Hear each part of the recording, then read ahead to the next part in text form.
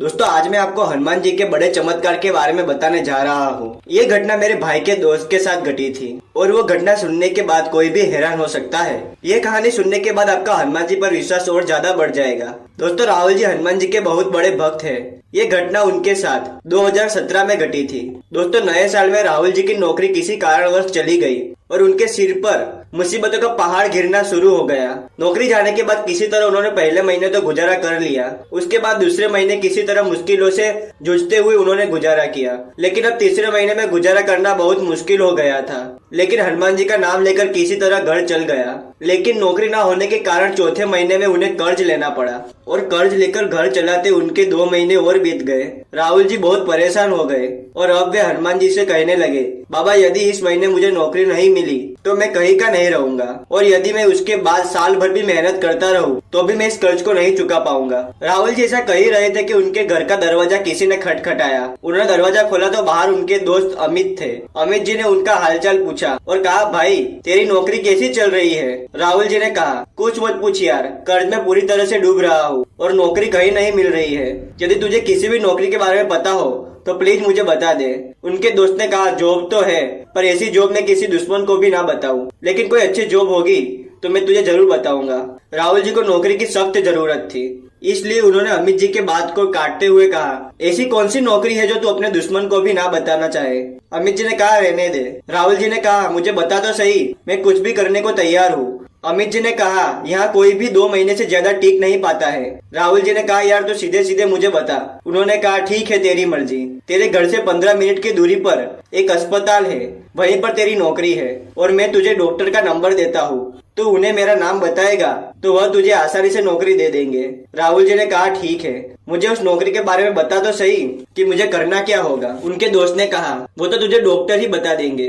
राहुल जी काफी हैरान थे कि ऐसी कौन सी नौकरी है जो वहाँ पर कोई 2 महीने से ज्यादा नहीं टिक सकता। अमित जी के जाने के बाद उन्होंने सारी बात अपनी पत्नी और माता पिता को बताई और पूछा कि मैं वहाँ नौकरी के लिए जाऊँ या नहीं। उनके परिवार वाले भी काफी हैरान थे, लेकिन घर की हालत खराब होने की वजह से उनके माता पिता ने कहा, बेटा तू जाकर देख ले, वैसे भी बहुत महीने हो गए हैं बिना नौकरी के। तभी उनकी पत्नी ने कहा, राहुल जी बड़ी मुश्किलों के बाद ये एक नौकरी मिली है, आपको जाना चाहिए। अगले दिन राहुल जी तैयार होकर डॉक्टर के पास अपनी नौकरी का इंटरव्यू देने पहुंच गए और कहा, सर मैं इस नौकरी को करना चाहता हूँ। डॉक्टर ने कहा, तुम इसको कर पाओगे? उन्होंने कहा, हाँ हाँ जरूर कर पाऊंगा। डॉक्टर राहुल जी को 2 मिनट तक देखते रहे और कहा, तुम कह तो रहे हो लेकिन मुझे नहीं लगता कि तुम 2 दिन से ज्यादा भी तुम वहाँ रुक पाओगे। उन्होंने कहा, ऐसी क्या बात है, आप मुझे साफ साफ बताइए, मुझे करना क्या होगा? डॉक्टर कहने लगे, ठीक है, तुम जानना चाहते हो तो मैं बताता हूँ, तुम्हारी नौकरी अस्पताल में नहीं होगी लेकिन उससे जुड़ी हुई होगी। राहुल जी कहने लगे, वो सब तो ठीक है पर मुझे करना क्या होगा? डॉक्टर ने कहा, ये जो पास का खंडर देख रहे हो, हाँ वही तुम्हारी नौकरी होगी। तुम्हारी जॉब शाम 7:30 बजे से लेकर सुबह के 7 बजे तक होगी। इस बीच जो भी लाश मुर्दा घर में आए उसका नाम पता लिखना है और उसके साथ आए हुए लोगों का भी नाम लिखना है। इसके बाद लाश का फिंगरप्रिंट और 2 फोटो लेने के बाद उस लाश को बॉक्स के अंदर बंद करके मुर्दा घर में रखना है। राहुल जी ने कहा, ठीक है, ये तो बहुत आसान काम है सर, लेकिन ये तो बताइए मेरी सैलरी कितनी होगी? डॉक्टर ने कहा, तुम्हारी सैलरी 20,000 होगी और यदि तुमने अच्छा किया तो तुम्हारी सैलरी 2 महीने के बाद बढ़ा भी देंगे। डॉक्टर ने कहा, तुम इस काम को करने के लिए तैयार हो? राहुल जी ने कहा, सर इतने आसान काम को करने के लिए कौन तैयार नहीं होगा? डॉक्टर ने कहा, ठीक है, यदि तुम ये करना ही चाहते हो तो इस फॉर्म पर तुम्हारे घर वालों की साइन लेकर आ जाना। राहुल जी ने हैरानी से कहा, सर नौकरी तो मैं करने वाला हूँ तो मेरे घर वालों की साइन की क्या जरूरत है? डॉक्टर ने कहा, वो कुछ भी हो लेकिन तुम्हें यह फॉर्मेलिटी तो पूरी करनी ही होगी। तुम आज इस फॉर्म को लेकर घर चले जाओ और कल साइन करवा कर ले आना। राहुल जी ने कहा, कल की राह क्यों देखे, मैं आज ही इस फॉर्म को आधे घंटे के अंदर साइन करवा कर ले आता हूँ और आज से ही नौकरी ज्वाइन कर लेता हूँ। लेकिन डॉक्टर ने कहा, आज तुम घर चले जाओ और अंतिम बार अपने परिवार के साथ रह लो, इसके बाद तो तुम्हें लाशों के साथ ही रहना है। राहुल जी डॉक्टर की बात मानकर घर चले गए। अगले दिन राहुल जी ठीक 7 बजे अपने काम की जगह पर आ गए। वहाँ पर सबने उनका स्वागत किया तो पूछा, डर तो नहीं लग रहा है? राहुल जी ने आत्मविश्वास से जवाब दिया, बिल्कुल नहीं लग रहा है। सबने कहा, अच्छी बात है, लेकिन जब भी डर लगे या कोई परेशानी हो तो हम सबको कॉल कर लेना। राहुल जी ने कहा, ठीक है। सब लोग वहाँ से चले गए, केवल एक चौकीदार बैठा रहा। राहुल जी भी जी अपने मुर्दा घर के प्राइवेट रूम में बैठे थे। तभी रात के करीब 1:15 बजे दरवाजे के खटखटाने की आवाज आई। राहुल जी ने जैसे ही दरवाजा खोला वैसे एक डॉक्टर और 2 पुलिस वाले खड़े थे। उन्होंने राहुल जी को हैरानी से देखा और कहा, तुम्हारे पहले यहाँ पे एक आदमी था, वो कहाँ गया? राहुल जी ने कहा, वो अब यहाँ काम नहीं करते, अब यहाँ मैं ही रहता हूँ, लाइए मैं आपका सारा काम करता हूँ। इसके बाद राहुल जी ने 2 फोटो खींची और लाश के फिंगरप्रिंट लिए। ये लाश जिसकी थी उसका नाम लिखा और डॉक्टर और पुलिस वाले का भी नाम लिखा और उस लाश को एक बॉक्स में पैक करके मुर्दा घर के अंदर डाल दिया। सुबह होते ही वहाँ के सारे स्टाफ आ गए और राहुल जी डॉक्टर से पूछकर अपने घर चले गए। पहले दिन तो सब ठीक था। अब अगले दिन राहुल जी फिर से काम पर पहुंच गए। उसी रात करीब 2:30 बजे दरवाजे के फिर से खटखटाने की आवाज आई। आज फिर से एक डॉक्टर और एक पुलिस वाले लाश को लेकर आए थे। वो लाश एक लड़की की थी और उसका एक हाथ कटा हुआ था और उसका शरीर थोड़ा जला हुआ था। उस लाश को देखकर राहुल जी थोड़ा सा डर गए। उन्हें घबराता हुआ देखकर डॉक्टर ने कहा, राहुल भाई डर गए क्या? राहुल जी ने कहा, नहीं नहीं ऐसी कोई बात नहीं है। डॉक्टर ने कहा, फिर इतना घबरा क्यों रहे हो? राहुल जी ने जवाब दिया, अरे वो तो इस तरह की लाश पहली बार देखी इसलिए थोड़ा सा चौंक गया। उसके बाद ये सब बात सभी ने मजाक में टाल दी। फिर राहुल जी ने उस लाश के फिंगरप्रिंट्स लिए, लेकिन उस लाश के फिंगरप्रिंट्स ढंग से नहीं आ रहे थे। तब उन्होंने उस महिला का नाम लिखा और उसका फोटो खींचने लगे, लेकिन फोटो बिल्कुल भी साफ नहीं आ रहा था। कभी धुंधला दिखाई देने लगता था तो कभी बहुत ट्राई करने के बाद भी राहुल जी फोटो नहीं खींच पा रहे थे। परेशान होकर राहुल जी ने डॉक्टर को फोन लगाया और कहा, सर जो अभी लाश आई है ना तो ठीक से उसका फोटो खींच रहा है ना ही उसका फिंगरप्रिंट आ रहा है। डॉक्टर ने कहा, ठीक है, कभी कभी टेक्निकल प्रॉब्लम के कारण ऐसा हो जाता है। डॉक्टर ने कहा, तुम एक काम करो, उस लाश को ऐसे ही रख दो, सुबह स्टाफ वाले आकर सब कुछ देख लेंगे। राहुल जी यह सुनकर बहुत खुश हुए और सोचने लगे यहाँ के सब लोग कितने अच्छे हैं। राहुल जी ने उस लाश को बक्से में डाला और मुर्दा घर के अंदर सरका दिया। इसके बाद वे अपने प्राइवेट रूम में सीट पर आकर बैठ गए। डॉक्टर और जो पुलिस वाले आए थे वे वहाँ से चले गए। जैसे ही आकर वे अपनी सीट पर बैठे, बॉक्स के खुलने की आवाज आई। उन्होंने सोचा बॉक्स थोड़ा सा ढीला बंद हुआ होगा, इसलिए अपने आप खुल गया। उन्होंने उठकर देखा तो 2 बॉक्स खुले थे। उन्होंने वो बॉक्स अच्छे से बंद कर दिए और फिर आकर अपनी सीट पर बैठ गए। लेकिन जैसे ही वो अपनी सीट पर बैठे, बक्सा तुरंत फिर से खुल गया। इस बार वो थोड़ा सा डर गए, पर वो हिम्मत करके बॉस के पास गए और वापस उसे अच्छे से बंद कर दिया। और जैसे ही वो अपने प्राइवेट रूम में आए, वैसे ही एक व्यक्ति उनके कमरे के दरवाजे को जोर जोर से पीटने लगा।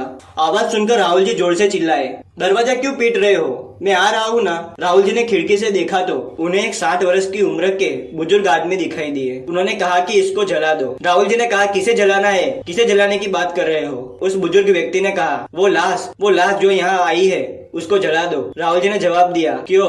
वो बुजुर्ग इंसान कहने लगे, ये लड़की मेरी बेटी है और इसके अंदर एक भयानक भूत है जिसके कारण उसकी मृत्यु हो गई है। इसे जला दो वरना तुम सब मारे जाओगे। राहुल जी ने हैरान होकर कहा, तुम पागल हो गए हो क्या? मैं अभी सिक्योरिटी को बुलाता हूँ। उन्होंने चौकीदार और पुलिस वाले को बुलाया तो वह बुजुर्ग उन्हें देखकर वहाँ से भाग गए। उसके बाद राहुल जी जैसे ही मुर्दा घर में राउंड मारने गए तो उन्होंने देखा कि वो बॉक्स अपने आप खुल गया और उसमें से लड़की का सिर बाहर निकल आया। यह सब देखकर राहुल जी ने मुर्दा घर का दरवाजा बंद कर दिया और डर के मारे बाहर भाग गए और बाहर चौकीदार के पास आकर बैठ गए और बोले कि आज की रात मैं आपके पास बैठकर गुजारना चाहता हूँ। चौकीदार ने कहा, क्या बात है राहुल भाई, एक ही दिन में डर गए? और जब मैं कल यहाँ नहीं रहूंगा तो फिर क्या करोगे? राहुल जी ने कहा, क्यों?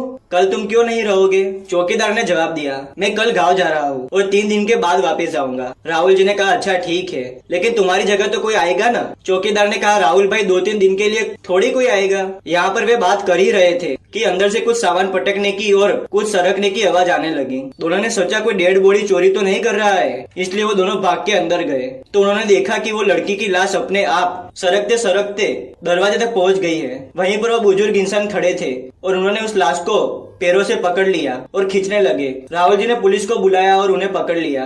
उन्होंने पूछा, तुम ऐसी हरकत क्यों कर रहे हो? उस बुजुर्ग ने दोबारा सारी बात बताई और कहा, मेरी बेटी के अंदर एक भूत है और यह तुम में से किसी को नहीं छोड़ेगी, इसलिए जितना जल्दी हो सके इस लाश को जला दो।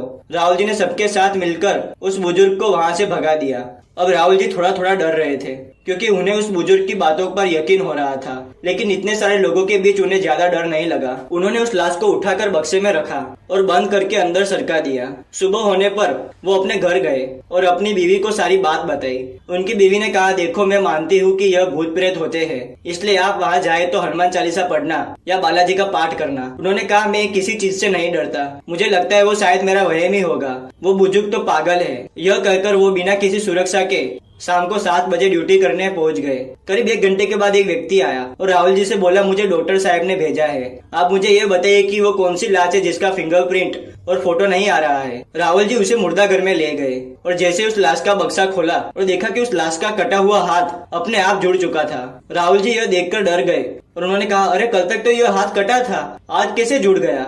उस आदमी ने कहा, आप कैसी पागलों जैसी बात कर रहे हैं, कटा हुआ हाथ अपने आप कैसे जुड़ सकता है। राहुल जी ने कहा, मैं पागल नहीं हूँ, मैंने यह सब खुद रजिस्टर में लिखा है और डॉक्टर साहब को भी बताया है। उस आदमी को यकीन दिलाने के लिए राहुल जी ने डॉक्टर को फोन लगाया और सारी बात बताई। तब डॉक्टर ने बताया कि राहुल सच बोल रहा है, इस लाश का एक हाथ कटा हुआ था। वह दोनों ये बात कर ही रहे थे कि वहाँ उन्हें कुछ अजीब सी हलचल होती हुई दिखाई दी। ऐसा लग रहा था मानो कोई तो है। तभी उन्होंने देखा कि उनके पीछे की कुर्सी अपने आप गिर गई। यह देखकर दोनों डर गए और वहाँ से भागकर बाहर आ गए। जैसे ही वो लोग बाहर आए तभी उन्होंने गेट की ओर देखा तो वो लड़की खड़ी थी जिसकी लाश बक्से में थी। अब तो वे दोनों पसीना पसीना हो गए और डर के मारे उन दोनों को कुछ समझ ही नहीं आ रहा था कि क्या करे। तभी उन्होंने हनुमान जी को याद किया और कहा, बाबा मैं बहुत परेशान हूँ, इस नौकरी को छोड़ भी नहीं सकता, बालाजी कुछ भी कर मेरी मदद करो। यह कहकर राहुल जी ने अपनी आंखें बंद कर दी। उन्होंने जैसे अपनी आंखें खोली तो देखा कि गेट से वो लड़की जा चुकी थी। उसके बाद उन दोनों ने आओ देखा ना ताव अपने अपने घर की ओर भाग गए। जैसे राहुल जी घर पहुंचे तो उनकी बीवी ने देखा कि वह बहुत डरे हुए हैं, तो उन्होंने हनुमान चालीसा पढ़ना शुरू कर दिया और बालाजी का पाठ भी किया। थोड़ी देर बाद जब राहुल जी को सुकून महसूस हुआ तब उन्होंने उनकी बीवी को सारी बात बताई। अब उनकी बीवी ने सीधे सीधे कह दिया, जब आप कल जाओ तो हनुमान चालीसा जरूर लेकर जाना। राहुल जी ने कहा, ठीक है। अब अगले दिन राहुल जी और उनके साथ जो थे वो दोनों डॉक्टर साहब के पास गए और पूरी बात बताई। तो डॉक्टर साहब ने कहा, मैं तो साइंस का आदमी हूँ, लेकिन अब जब तुम दोनों एक ही बात बोल रहे हो तो तुम लोगों की बात गलत भी नहीं हो सकती, इसलिए राहुल तुम आज अकेले नहीं रहोगे, तुम्हारे साथ कोई ना कोई आदमी जरूर रहेगा। राहुल जी ने कहा, ठीक है, एक से भले दो। अब राहुल जी के साथ जो आदमी था उसे डर तो नहीं लगता था, लेकिन वह इन सारी बातों पर विश्वास करता था। अब आज की रात दोनों एक साथ मुर्दा घर में ऑफिस की सीट पर बैठे थे और सीसीटीवी कैमरा में देख रहे थे। 2-3 घंटे तक तो कुछ भी नहीं हुआ, लेकिन रात के 2:15 बजे वह बक्सा फिर से खुला और उसमें से उस लड़की की लाश बाहर निकली। यह देखकर दोनों के रोंगटे खड़े हो गए। अब दोनों ना तो भाग सकते थे ना ही वहाँ पर बैठे रह सकते थे, इसलिए दोनों ने हनुमान चालीसा पढ़ना शुरू कर दिया। वह लड़की बक्से से निकल आई और उनके पीछे जाकर खड़ी हो गई। वो दोनों उसे सीसीटीवी कैमरे पर देख रहे थे, लेकिन मुड़कर पीछे नहीं देख रहे थे। वो लगातार हनुमान चालीसा पढ़ रहे थे। जैसे ही उन्होंने हनुमान चालीसा पढ़ी वो लड़की एक कोने में जाकर खड़ी हो गई और रात भर वहीं खड़ी रही, लेकिन वो लड़की इन दोनों का कुछ बिगाड़ नहीं पाई। सुबह होते ही वो लड़की जोर से चिल्लाई जैसे वो किसी से डर गई हो और वो लड़की बक्से में अपने आप चली गई। ऐसा भयानक दृश्य दोनों ने अपनी जिंदगी में पहली बार देखा था। सुबह होते ही उन दोनों ने सारी बात डॉक्टर साहब को बताई और सीसीटीवी फुटेज भी दिखाया। तो डॉक्टर साहब को ना चाहते हुए भी उन दोनों की बात माननी पड़ी। डॉक्टर ने वो फुटेज डिलीट कर दी ताकि अस्पताल का नाम खराब ना हो। उसके बाद डॉक्टर और राहुल जी ने डेड बॉडी ले जाकर उनके पिता को सौंप दी। उस लड़की के पिता ने कहा, अच्छा हुआ जो तुम दोनों इसे सही समय पर यहाँ ले आए, वरना आज तो डॉक्टर साहब का नंबर था और जो चौकीदार था उसे कल इसने मार दिया। राहुल जी ने हैरानी से पूछा, क्यों? उस बुजुर्ग ने कहा, ये अपनी शक्तियाँ बढ़ा रही थी। और जानते हो इसने तुम्हें क्यों नहीं मारा? राहुल जी ने कहा, बताओ। सबसे पहले तो इसे मुझे ही मारना चाहिए था, क्योंकि वह पूरी रात वहीं पे जो था। उस बुजुर्ग ने कहा, तुम मेरी लड़की की डेड बॉडी की रक्षा कर रहे थे, इसलिए इसने तुम्हें नहीं मारा। अगर इसकी शक्तियाँ बढ़ जाती तो ये सबको मार डालती। उस बुजुर्ग ने आश्चर्य से पूछा, लेकिन इसकी शक्तियाँ समाप्त कैसे हुई? तभी राहुल जी ने मुस्कुराते हुए कहा, ये तो मेरे हनुमान जी की कृपा है। बुजुर्ग ने हनुमान जी से प्रार्थना की, प्रभु मेरी बेटी का अंतिम संस्कार करने के बाद इसकी आत्मा को शांति मिले, ऐसा आशीर्वाद देना। उस दिन के बाद राहुल जी आज तक वहीं पर नौकरी करते हैं और उन्हें आज तक कोई परेशानी नहीं हुई। दोस्तों, आपको ये वीडियो पसंद आए तो लाइक कीजिए, चैनल पर नए तो सब्सक्राइब कीजिए और कमेंट में जय श्री राम और जय बजरंगबली जरूर लिखिए। मिलते हैं अगले वीडियो में नई कहानी के साथ, तब तक के लिए धन्यवाद।